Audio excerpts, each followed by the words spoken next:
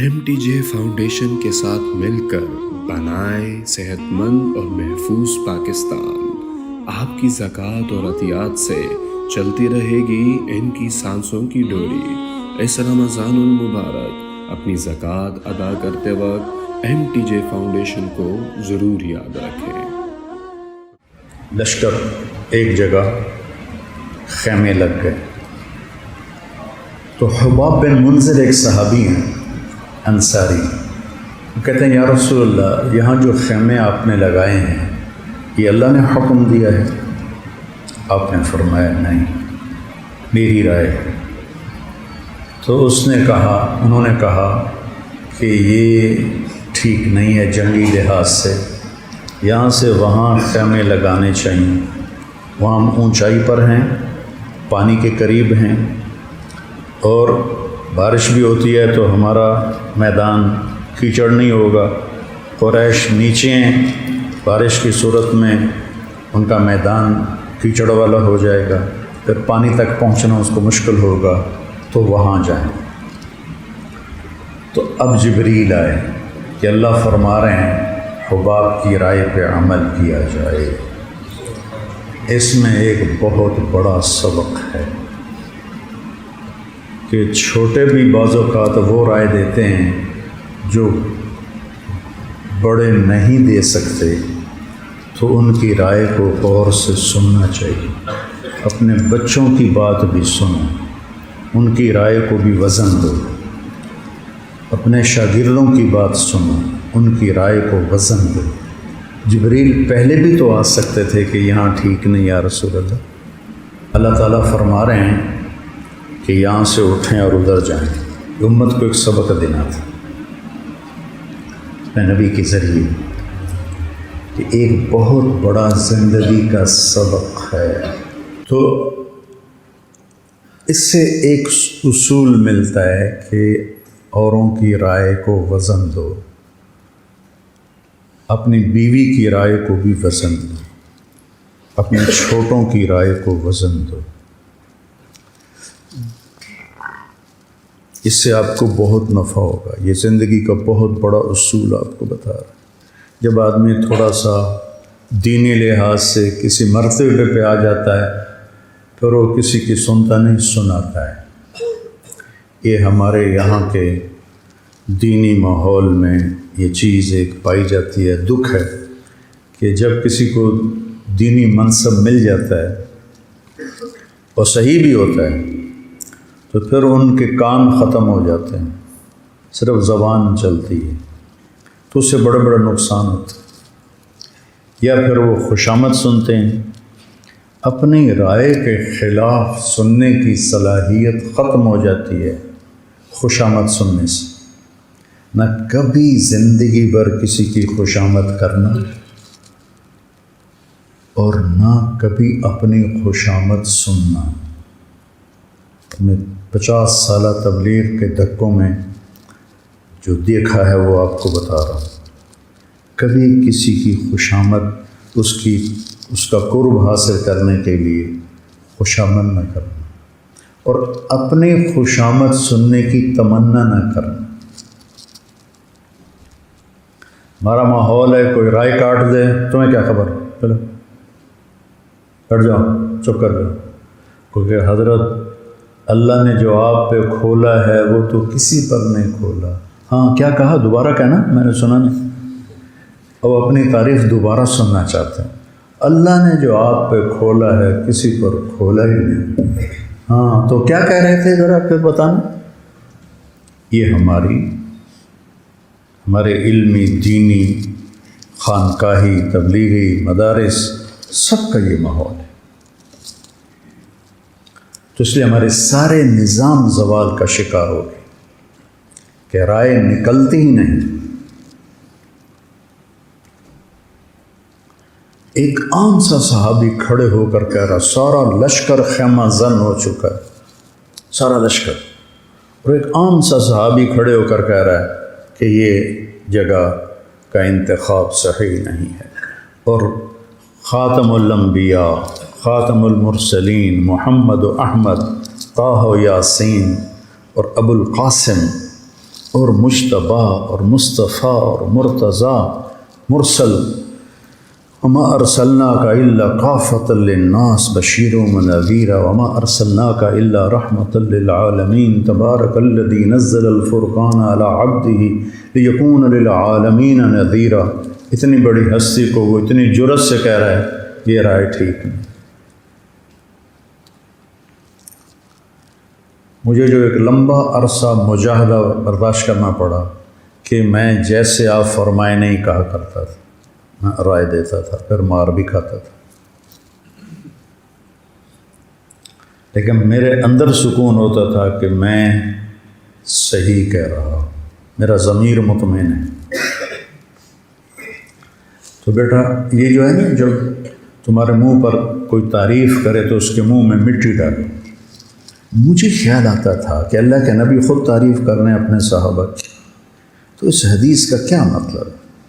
کسی کی خوبی کی تعریف کرنا تو اس کا حق ہے، اس کی حوصلہ افزائی کرنا اس کا حق ہے۔ اپنے عشرہ مبشرہ کی کتنی تعریفیں کی، تو اس کا کیا مطلب ہے؟ تو جب یہ ہمارا مولوی شاہد سندھی، اس کی جماعت پہلی تھی ہمارے پاس دورے والی، تو جسے میں نے پڑھایا تو ابن ماجہ ایسے میرے دل میں آ گیا، میں نے کہا ابن ماجہ میں پڑھاتا ہوں، تو اس میں مناقب صحابہ کا باب تھا، وہ میں نے پڑھایا، تو اس میں حضرت معاذ کے مناقب میں یہ حدیث آئی، یا معاذ ایاک والتمادح فإنہ الذبح۔ پھر جا کے میرا سینہ ٹھنڈا ہوا، اے معاذ خوشامد سے بچنا، یہ ذبح کر دینے والی بات، کسی کی تعریف کرنا۔ ابو بکر وہ ہے جس کو جنت کے 8 دروازے پکارے، جنت میں محل دیکھ کے میں سمجھا میرا ہے، کہا گیا عمر بن خطاب کا ہے۔ ہر نبی کا ایک رفیق ہے جنت میں، میرا رفیق عثمان ہے۔ علی کا ہاتھ پکڑ کے سینے سے لگایا، علی خوش ہو جا، تیرا گھر میرے گھر کے سامنے ہے، راضی ہو؟ وہ رونے لگے، کہا یا رسول اللہ مجھے اور کیا چاہیے؟ تو آپ نے تو خود تعریفیں کی ہیں، سلمان منا اہل البیت، یا بلال مالی اسمع خشخشۃ نعالک فی الجنت امام، تیرے قدموں کی آہٹ میں جنت میں اپنے آگے سنتا ہوں۔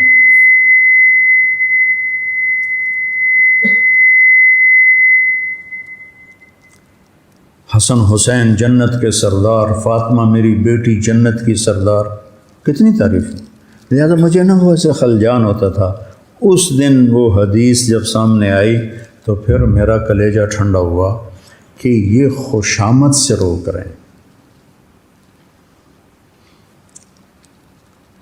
تو ہمارے دینی دنیاوی حلقے، کل کو آپ کسی بڑے کے ساتھ جڑ جائیں یا آپ کو خود مرتبہ دے دے، تو میری یہ نصیحت یاد رکھنا بیٹا، نہ کبھی خوشامد سننا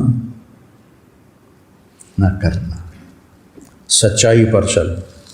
میں نے ایک آدمی دیکھا اس ساری 50 سالہ زندگی میں، مولانا سعید خان صاحب رحمۃ اللہ علیہ، جو اپنی خوش آمد نہیں سنتے تھے، اپنی صحیح تعریف بھی نہیں سنتے تھے۔ کراچی کا سفر تھا ہمارا 1994 کا، میں تو ان کو دیکھ کے مبہوت ہو گیا تھا کہ یہ چلتا پھرتا نبوت کا نمونہ انسان کہاں سے موجود ہے۔ یعنی ہر ایک نے مرنا ہے، سب نے مر جانا ہے، ہم نے بھی، میں نے بھی، آپ نے بھی، لیکن میری تمنا تھی کہ کبھی آپ ان کو دیکھتے، پھر آپ کو پتہ چلتا کہ نبی کی زندگی کیسی ہوتی۔ میری طرح بیٹھ کے سمجھاتے نہیں تھے، کرتے تھے۔ گلاب کو بولنا نہیں پڑتا میرے اندر خوشبو ہے،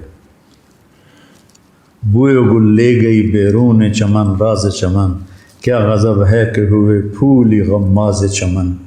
وہ تو بوئے گل جو ہوتی ہے، پھول کی خوشبو، وہ چمن کا پتہ بتا دیتی ہے، چمن کا راز فاش کر دیتی کہ ادھر ہے باغ۔ تو میں اپنے جذبات سے بھر کر میں نے 2-4 جملے مولانا کے بارے میں کہے تو کہنے لگے چپ رہو، ناک میں بولتے تھے، چپ رہو، میں اپنے آپ کو تم سے زیادہ جانتا ہوں۔ کوئی اور بزرگ ہوتا تو وہ کہتا دوبارہ کہنا ذرا کیا کہا تھا؟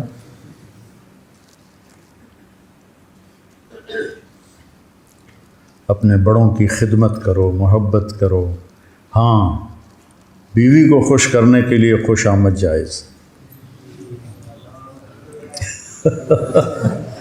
چونکہ شیطان کو سب سے زیادہ غصہ آتا ہے جب میاں بیوی میں محبت ہوتی ہے، اور اللہ کو سب سے زیادہ پیار ان پر آتا ہے جو میاں بیوی آپس میں محبت کرتے ہیں، اور شیطان کو سب سے زیادہ خوشی ہوتی ہے میاں بیوی کو لڑا کے۔ شیطان روزانہ کچہری لگاتا ہے، پوچھتا ہے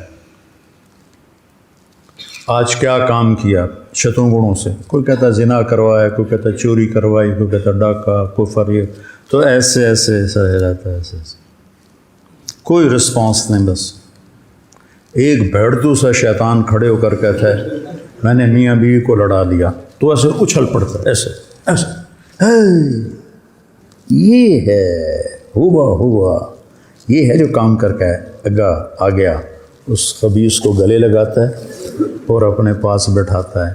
کیوں کہ میاں بیوی کی لڑائی میں خاندان برباد ہو جاتا، شرابی کی شراب اسے ہی نقصان پہنچاتی، خاندان کو تو کوئی فرق نہیں پڑتا، لیکن میاں بیوی کی لڑائی نسل برباد ہو جاتی ہے، خاندان ٹوٹ جاتے ہیں۔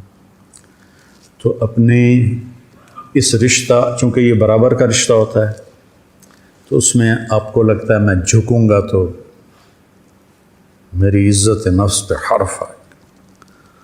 آپ حضرت عائشہ کو لاڈ سے کہتے تھے یا عائشو، کہتے تھے نا، یا عائشو، یا حمیرہ۔ میرے نبی کی زندگی آپ نے پڑھی ہوگی ماشاءاللہ، کیف عاملہم میں، یہ باب گزر گئے، ہاں تو آپ نے تفصیل سے پڑھا ہوگا۔ میں تو اپنے پرانے کھنڈروں سے کوئی پتھر اٹھا کے لاتا ہوں تو آپ کو سناتا ہوں، ماں ہرچ خواندہ ہیں فراموش کردہ ہیں، جو کچھ یاد کیا تھا سب بھول گیا۔ تو بیٹا رشتوں کو جوڑنے کے لیے، یہ تو بیوی کا رشتہ میں نے خاص طور پر بتایا، کوئی بھی رشتہ، ماں ناراض ہے، باپ ناراض ہے، بھائی ناراض ہے، چاچا ناراض ہے، اس کے لیے آپ خوش آمد کر سکتے۔ میرے 2 چچا تھے، دونوں ہی 70 سال سے اوپر تھے، وہ دونوں آپس میں لڑ پڑے، اور ہمارا رواج ہے گالیاں نکالنے کا، اور وہ بھائی ہو گئے 70 سال میں وہ گالیاں نکال رہے تھے، میں بیچ میں سلو صفائی کرانے لگا تو مجھے پڑ گئے، مجھے پڑے تو ایک کو میں نے ڈانٹ دیا، کچھ تھا حیا کرو بھائی، ایسے عمر گالی کڈی جانتے ہو، وہ میرے اوپر ناراض ہو گئے اتنی بات پر۔ تو مجھے پتہ چل گیا کہ موڈ خراب ہو گیا، تو اگلے دن میں نے اپنے نوکر کو بھیجا ان کے گھر کے، ویک کیا کہ میاں صاحب گھر ہیں یا دیرے چن، تو وہ گیا تو وہ اپنے گھر میں لیٹے ہوئے تھے۔ جب انہوں نے میرے نوکر کو دیکھا تو انہیں کھٹک گیا کہ لگتا ہے طارق جمیل نے بھیجا میرا پتہ کرنے کے لیے، تو اٹھ کے ڈیرے میں چلے گئے۔ بھائی اتنے ڈیرے تو نوکر ہوئی ہوندے نہیں، اتنے کتنے آئے گا۔ میں گیا، مجھے پتہ کیا کہاں ہیں، انہوں نے کہا تھا ڈیرے چواگ گئے۔ میں ڈیرے میں چلا گیا، میں نے ان کی 2.25 گھنٹے منت بھی کی، خوش آمد بھی کی۔ 2.25 گھنٹے اس نے مجھے معاف نہیں کیا۔ 1 گھنٹہ میں ان کی پیروں کے پاس بیٹھا رہا اور پیر دباتا رہا، اور پھر 1.25 گھنٹہ میں زمین پہ بیٹھ گیا، نوکر سارے کٹھے، عزیز رشتہ دار کٹھے، کہ میں نے پتہ ہے تو وڈا مولوی ہے پر میں تینوں معاف نہیں کرنا، ایسے رگڑ کے، میں نے پتہ ہے تو وڈا مولوی ہے پر میں تینوں معاف نہیں کرنا۔ یہاں خوش آمد جائز۔ آخر 2.25 گھنٹے کے پسینہ بہانے کے بعد اللہ نے ان کا دل نرم کیا، کہنے لگا اچھا چلو جا معاف کیتا۔ پھر ان کو میں اپنے خرچے پہ حج پہ لے گئی. میں نے کہا ہوں تو انہوں میں حج کراونا ہے, تھوڑی ناراضگی دور کرنی. رقم بھیجنے کے لیے وزٹ کریں ہماری ویب سائٹ یا براہ راست بینک اکاؤنٹ میں ٹرانسفر کریں. بذریعہ جیز کیش بھیجنے کی سہولت بھی موجود ہے.